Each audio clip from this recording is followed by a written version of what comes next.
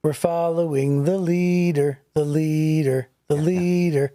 We're following the leader. I don't know.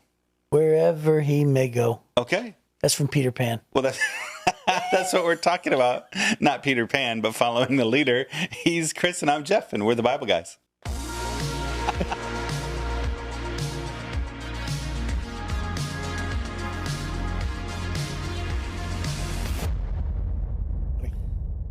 All right.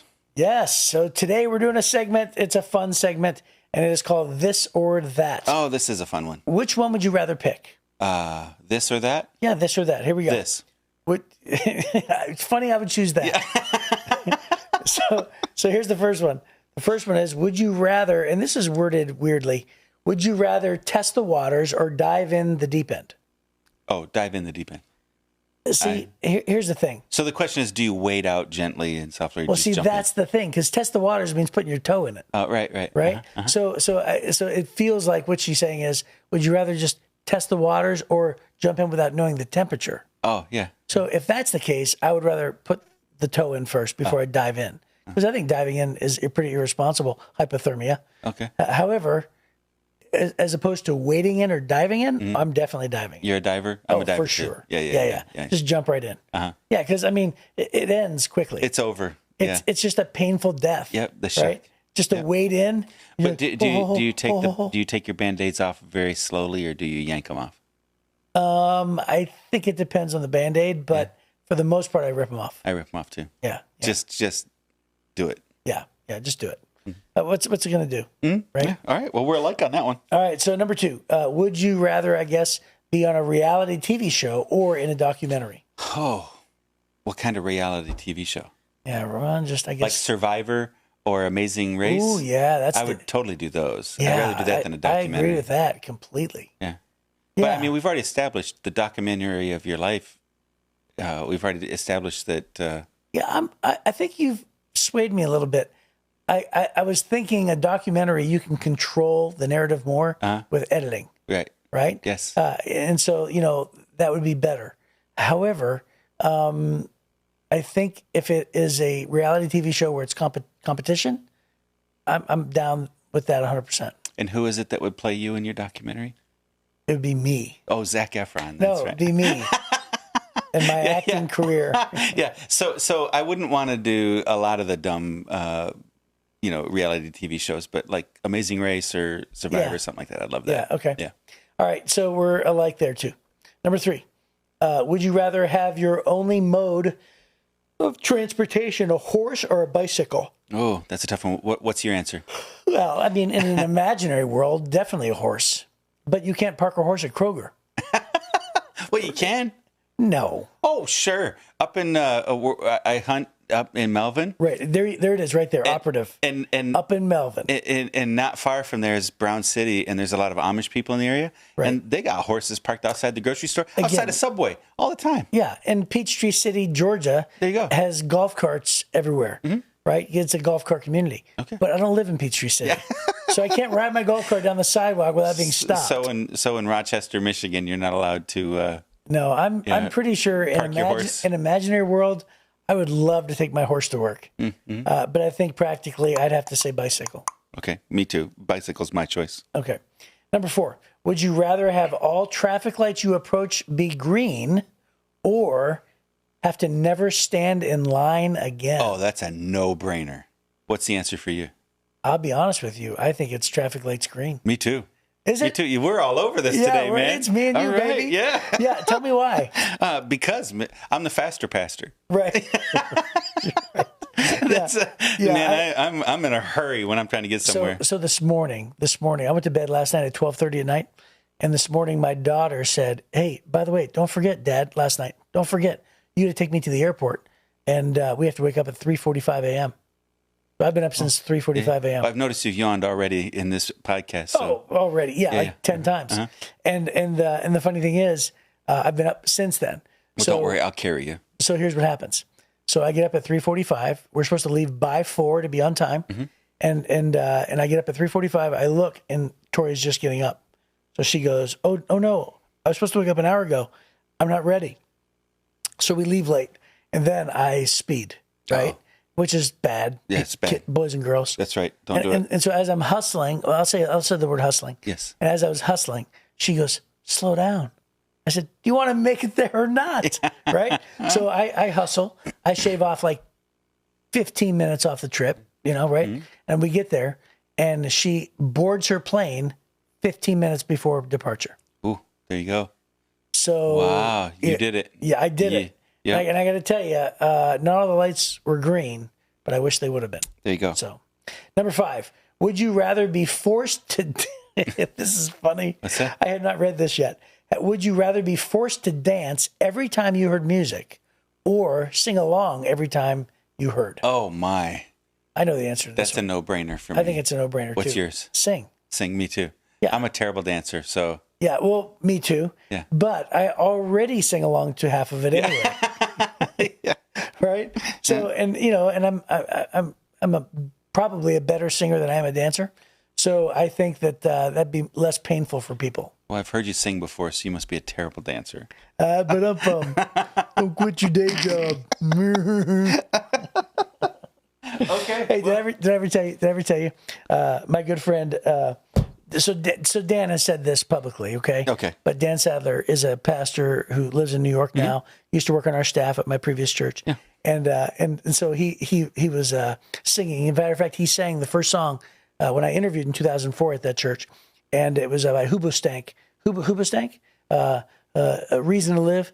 I found a reason to live. That song, okay? So anyway, he's singing that. And he was a really, really great singer. Well, eventually, about 2 years later, he sort of transfers into speaking on the weekends, right? Uh-huh. He's a young kid, 23, 24. Yeah. And so he gets done singing, and he walks off, and we're standing there, all of us, in one big crowd. This is hilarious. One big crowd. And this guy walks up to him and in front of everybody and says, hey, man. He goes, I didn't know you could sing. He goes, you really missed your calling. And he goes, oh, well, he goes, I preach on the weekends. And he goes, yeah, I know. I've heard you preach. I've heard you sing. You should stick with the singing. Right. And so Dan tells that story about himself, right? Mm-hmm. And it's hilarious. And it's just like, then the dude just walked away, had absolutely no, hesitation about saying that. Okay. It was very, very funny. Well, hey, we're going to jump into it. This is a definitive passage with regard to church leadership. Yes. Right? And he's talking, well, let's just read it. We can talk about it later. In 1 Timothy chapter 3, this is one of the main purposes of Paul writing this book, is this chapter. This is what he's trying to do. And remember, the context is he's writing to Timothy, instructing him, because this is his main disciple, his main mentee. Yeah. He is the mentor to Timothy. That's correct.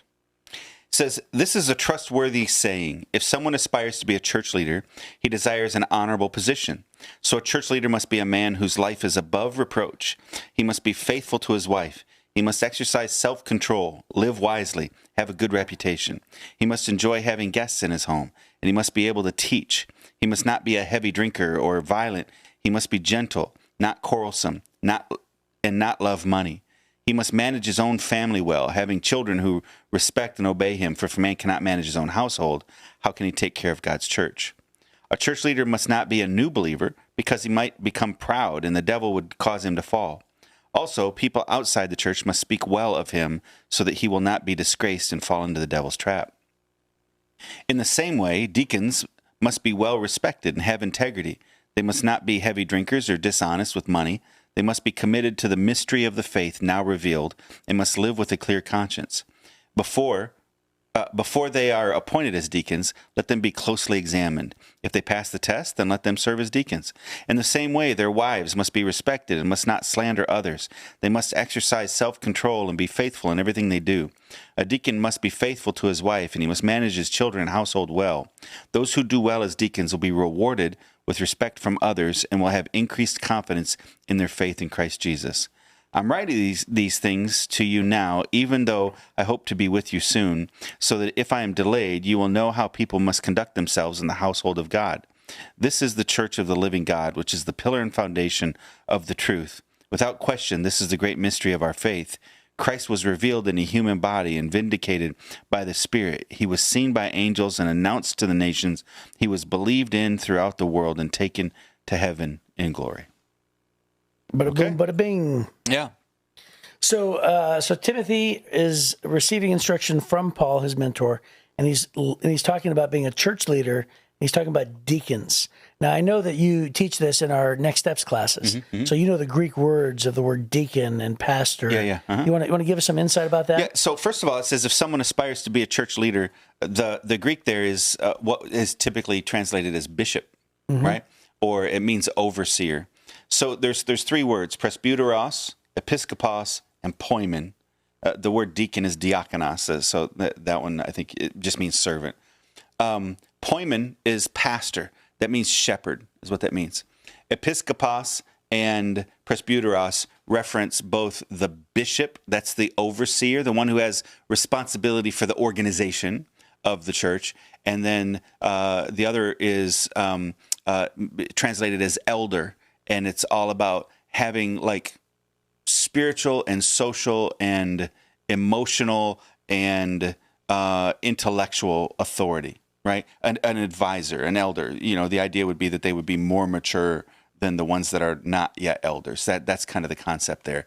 And so those are the three functions. But what's amazing is, oftentimes in the Bible, it uses all three words to reference the same group of leaders. So some are gifted as overseers. They're more leader type organizational leaders. Some are more advisory teacher types, counselors and caregivers. All of them are supposed to be shepherds, you know, caring for the flock of God. That's how that works. So this is the passage where he says, if someone aspires to be a bishop, an overseer, you know, the primary leader of the church, they desire an honorable position. I just want to say this. It's reasonable for you to desire, if you want to be a bishop, an overseer, it's reasonable to desire that role. It's not wrong to aspire to that if God's calling you to it, right? That's one. So if they desire it, and he says that's a good thing. And then he begins to unpack, what does that look like? What does that person look like? It has to be a person whose a life is above reproach, faithful to his wife, exercise self-control, live wisely, have a good reputation, enjoy having guests as hospitality. He has to be able to teach. He can't be, you know, and then talks about some of the behaviors to avoid: being a heavy drinker, violent, all those kinds of things, not quarrelsome, a gentle person. So he's really saying, when you're looking for a primary leader, or a primary group of leaders, look for people like this. Yeah, and it's really great. To be a church, it says in my notes, to be a church leader is a heavy responsibility because the church belongs to the living God. This term is used in this verse and sometimes translated as elder. It can refer to a pastor, elder, or bishop, just as you just said, or presiding overseer. Interestingly, elder and pastor are synonymous, not names for separate offices. Today, often has a separate meaning describing someone like a member of a board of advisors. You know, what's so interesting is that I often say this too. You know, my title is pastor, but the gift of pastor in Ephesians 4 talks about the caring gift or the nurturing gift, and that's one of my lowest on the list. But it's amazing how we all have that title, right? Yeah. It's like we're all called pastor, and yet it's like, oh, okay, you know, really apostles are really the ones who are gifted with leadership in terms of the spiritual God-given gifts, right? But I think it's great how he lists everything out, and you know, I think that this is a great list that we use right in our bylaws. Yeah. Right. Yes. So a lot of churches use this passage in our bylaws to say, you know, do you live wisely? Does this person emote these things in their lives? In fact, we're going through a process right now where we're bringing on possibly another elder to Heritage Church. Right. And this is a lot of what governs our choices. It's the filter. You know, one of the things I like to say is, let's take out of this passage, let's take out everything that has to do with leadership. And let's just read, how about instead if he said, all Christians should be this way? Sure. All Christians should be a person whose life is above reproach, be faithful to their wife, exercise self-control, live wisely, have a good reputation, be hospitable, be able to teach, not be a heavy drinker or be violent. All Christians should be gentle and not quarrelsome and not love money. We need to manage our own home well. right? We shouldn't be immature in our faith. That way we don't become proud. Others outside the church should speak well of us so that we don't fall into the devil's trap, right? So these are really exceptional comments or statements about what a Christian leader should be, but he's not saying that they should be anything that all the other Christians shouldn't be aspiring to. Right. Basically what he's saying is Christian leaders should be the most mature among us spiritually. Right. They should be, and maturity is measured both by their knowledge and by their lifestyle. And so there is a certain amount of substance to the lifestyle of a Christian, and you can determine what's going on the inside of a Christian by how they're living on the outside.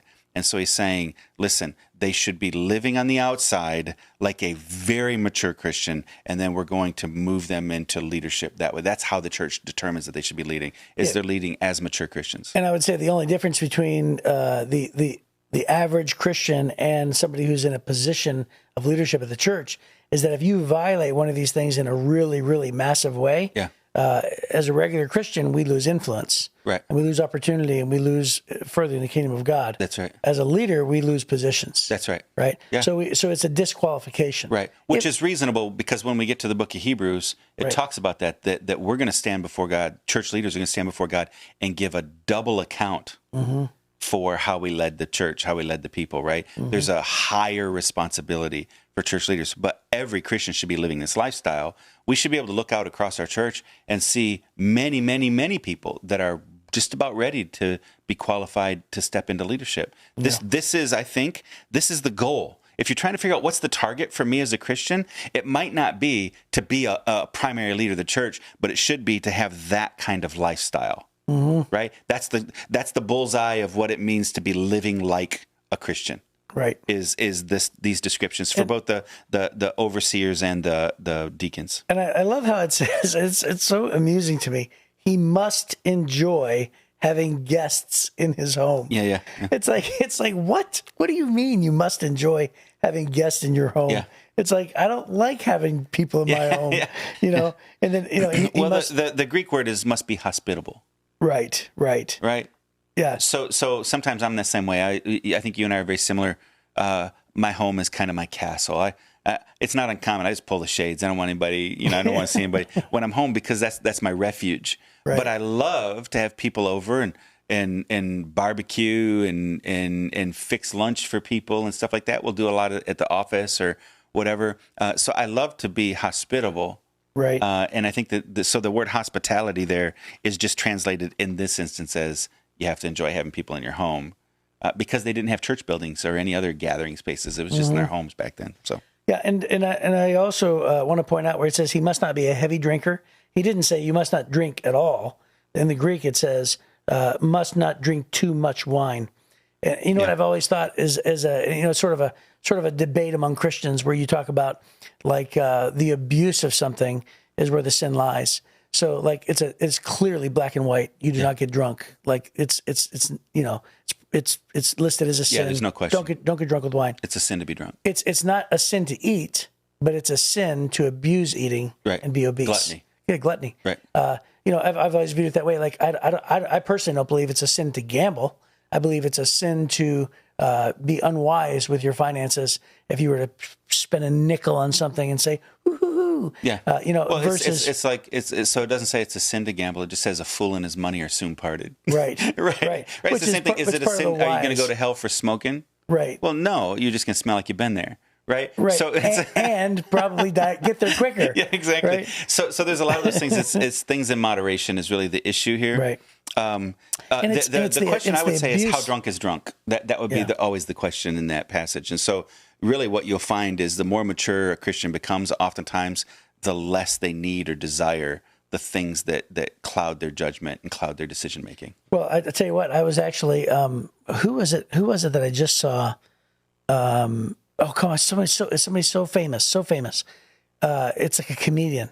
And he goes, I have never drank a drop in my life. He said, I have never smoked a cigarette.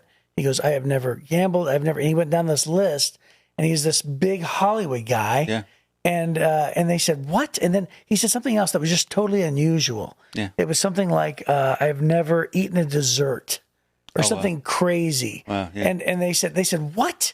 And he goes, I just determined a long time ago that I'm just better off without those things. Yeah, yeah. And I just remember thinking to myself, wow, that is crazy. Yeah. And at the same time, it's just, hey man. It's the illustration of driving on a mountain road, right? And you've got a 1,000-foot cliff on one side. You got the mountain tied up on the other side. And if you have, your newborn baby in your car, which is it? Are you a better driver because you can drive within 1.5 inches of the edge of the cliff? Right. Or are you a better driver because you stay, 1.5 inches away from the edge of the mountain brushing up against your car to keep your baby as far from the cliff as possible? It's this precious cargo that causes you to avoid the edge. And I think that if we can understand the precious cargo of who we are in Christ and the mission he has for us, the further from the edge we would stay. Which would be under the comment, live wisely. Yes. Right? That's right. So live wisely is actually a value of our staff. One of our staff. One of our staff values. Where we cover the values and we say live wisely. So yeah, the wiser you are, the less you're going to have of all of that. So let me end with this. Verse 2 says, so a church leader must be a man whose life is above reproach. That word above reproach, it kind of, some people say, well, that means that you have to, just have this perfect reputation. What it's saying there, that the actual Greek word means without a handle. Without a handle, something to grip. So a lot of times lost people or, immature people are looking for something to grab a hold of and go, aha, gotcha. And so that really falls into that live wisely. So there's things I'm permitted to do that aren't sinful, but if I do them, the world can go, Christians don't do that. And then you're not living wisely, and it gives them a handle. And so there's a lot of things that I have to choose to self-regulate in order to avoid having those handles that people grab a hold of. Well, Paul says all things are lawful, not everything's beneficial. That's right. Right? Not everything's expedient. Not everything's wise. That's correct. Right? So the idea that Paul is calling church leaders to a standard, again, this is every Christian. The only difference is, again, if you're a church leader and you violate these things in a big way, you violate the office. Yeah, there's a consequence. But this is the goal for all of us. Right. All of us, this is the lifestyle that God's calling us to. Yeah. Yeah. Well, that sounds like a really good place to end, and we will see you next time on the Bible Guys.